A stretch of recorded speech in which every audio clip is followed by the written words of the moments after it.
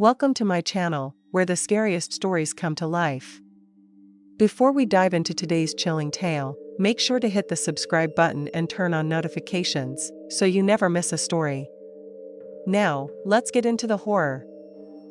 I was off work for the weekend and had absolutely no plans to be productive during my 2 days off. Snacks and drinks were set up on the table by the couch, and I was watching some silly movie to pass the time. It was storming outside, worse than usual for this area. The lightning was incredibly loud, like it was striking the ground less than a mile away.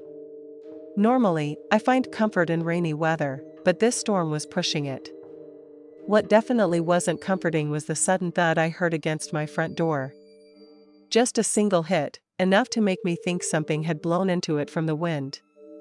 I got up and checked outside, opening the door and getting pelted by rain and wind. But there was nothing out there. Confused, I stepped further out onto the porch to look around, but still found nothing that could have caused the noise. Soaking wet and without answers, I went back inside. Whatever it was gone. My shirt was completely drenched. Before doing anything else, I went upstairs, threw on a clean shirt, and dried off with a towel. That's when I heard it again, a loud slam against the front door. I jumped, muttering under my breath, genuinely shaken this time.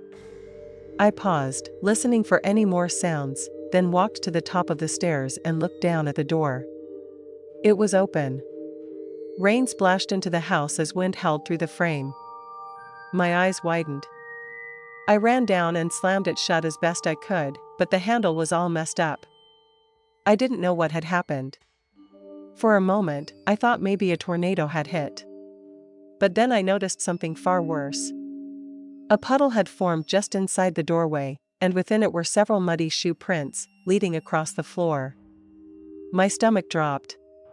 With the door barely hanging on its hinges, I left it and slowly followed the muddy path down the hallway. I can't explain why, but I felt trapped, like whoever was inside had me right where they wanted me. Looking back, I know I should have just run, but in that moment, adrenaline and fear had taken over. Turning the corner into the family room, I froze. There, on the floor, was a pair of old, soaked boots. The muddy footprints ended there. The room was pitch black. The only furniture in the space was a small couch and a sofa chair. They had to be hiding behind one of them. I stared into the darkness, only a few feet away from someone I couldn't see, and it hit me, I need to get out of here now. I sprinted to the living room, grabbed my phone from the couch, and ran outside into the storm. I found a tree to stand under and called 911. It felt like forever, but eventually the police arrived. 4 officers entered the house. Less than a minute later, they came out dragging a man through the rain and into their car. He looked insane. I don't know how else to describe him. Long, dripping hair. Sunken eyes. But the most disturbing part? After they locked him in the cruiser, an officer walked me back inside and told me they had found him hiding under the couch. So that whole time I was standing there, staring into the dark, he was probably staring right back at me. Even worse, they found a sledgehammer behind the couch.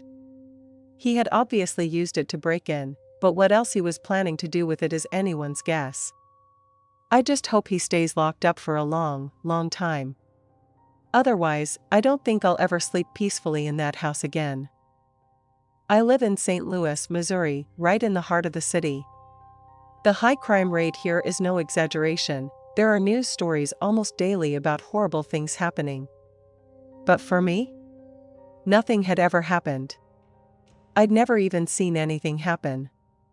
I always felt like whatever was going on in the city existed in a separate world, one that didn't touch mine.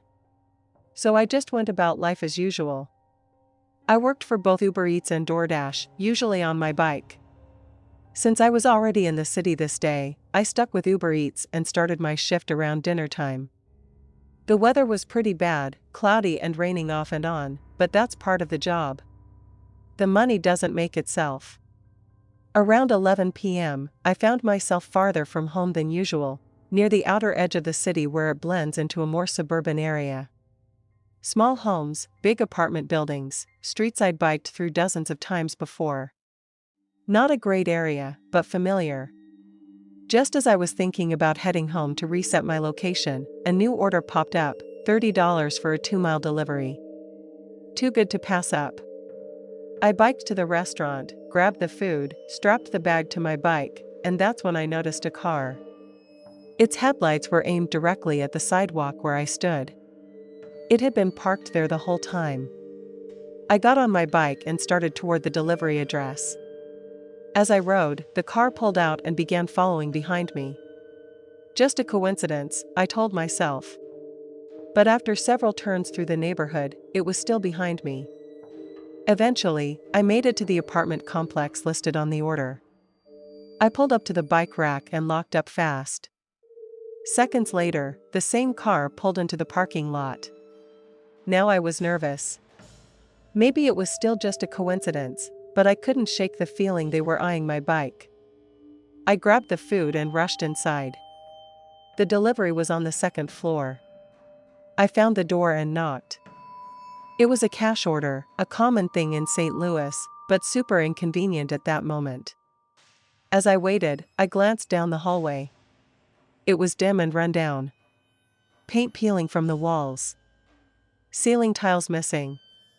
Mold near some of the doors. More unsettling was how quiet it was. The kind of quiet where you hear everything. Including footsteps. 2 sets. Coming up the stairwell. I knocked again but kept my eyes on the end of the hallway. Then I saw them. 2 men. They turned into the hallway, walking directly toward me, eyes locked on mine. The door still hadn't opened. I felt my pulse quicken. My body knew something was wrong. I tried to walk past them, but they moved in, blocking the corridor. One of them shoved me backward, right as the door behind me swung open. Another man stood there. He grabbed me with the others, and together they forced me into the apartment, slamming and locking the door behind us. I screamed. I was trapped. They threatened me, shouting things I barely understood. Then they dragged me into a bedroom, completely empty except for the floor beneath me. They threw me in and locked the door. I sat there, shaking in the middle of the dark, bare room, my mind racing. I could hear them talking outside. Then one of them said something that chilled me to my core, "Get both of them into the car." Both of us. What did that mean? Then I heard yelling. Not from them. Police. Shouting commands through the door. From the sound of it, the men didn't resist. Minutes later, an officer unlocked the door and pulled me out. That's when I found out what both meant.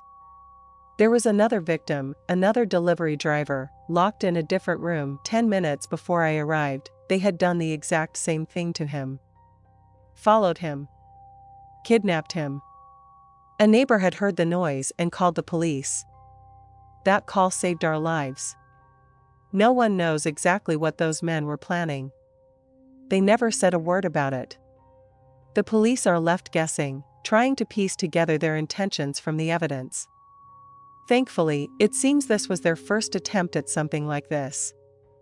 Hopefully, it'll be their last. But I still can't help but wonder what might have happened, what would have happened, if that neighbor hadn't picked up the phone. I work for a tech company as a customer support agent on their 24/7 live chat service. Because of the nature of the job, I get to work from home. The downside, though, is that I work the overnight shift. Being in the comfort of my own home while trying to pull all-nighters is a recipe for disaster. This was a regular work night. I had my plugin open on my laptop that automatically received new chats. I'd typically get 5 to 10 customers an hour, and each one usually took about 2 minutes to resolve. So, most of my shift was spent waiting. I kept a hot cup of coffee on my desk and had YouTube playing on my second monitor. Around 2 a.m., maybe a little earlier, I was helping a customer with a refund when I heard something outside. A man. He was calling out for help. Something about it gave me chills. It sounded like he was right outside my house. I was in the middle of a chat and couldn't get up to check. Honestly, I wasn't even sure I wanted to. Something didn't feel right. I finished helping the customer, all the while listening to this man call out into the night. He stayed in the same spot for several minutes. That alone made me uneasy. If he truly needed help, wouldn't he have moved around or knocked? Once the chat ended, I decided to take a quick look out the window. But I didn't see anyone. The voice called out again, from the back of the house this time. I went downstairs and slowly approached a window facing the backyard. I peeked through the blinds. My yard is fenced in, but standing right in the middle was a man. He shouted again, but his body didn't move. He just stood there, totally still. There was something deeply wrong about it. The way he stood, the way he stared, it didn't feel natural. He was wearing a hoodie and dark jeans. The shadows made it hard to see much else. I figured he was just drunk. Or high. Either way, I decided it was best to leave him alone. I went back upstairs. Almost immediately, the shouting stopped. That was the part that creeped me out. Like he knew I was there watching. I told myself it was a coincidence. Maybe he left. I got another customer and began typing a response, when suddenly, bang bang bang. Loud knocking erupted from downstairs. I froze. It was the back door. The sound was hollow and sharp, plastic against skin. It had to be him. Now I was nervous. What did he want? Why wouldn't he just leave? I quickly finished the chat, grabbed my phone, and called the police. Then I crept back downstairs. Looking down the hallway, I could see him. His face was pressed against the back door window. He was staring directly at me. He started pounding on the door again. I didn't know what to do, I just stood there. After 30 seconds or so, he stopped. His face drooped, then he backed away from the door. I watched as he turned, walked through the backyard, and climbed over the fence. Relieved, I kept watching through the window, thinking it was finally over.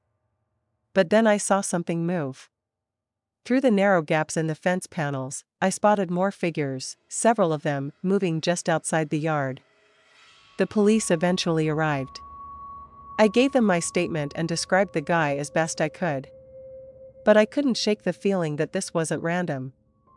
Maybe that first guy was a decoy to get me to open the door. Maybe the others were waiting for a signal. I don't know. I just hope it was a one-time thing. Because if it wasn't, they might come back. Thanks for sticking around till the end. If you enjoyed the story, don't forget to give the video a like and leave a comment with your thoughts. And if you haven't already, hit that subscribe button and turn on notifications so you never miss a terrifying tale. See you in the next one.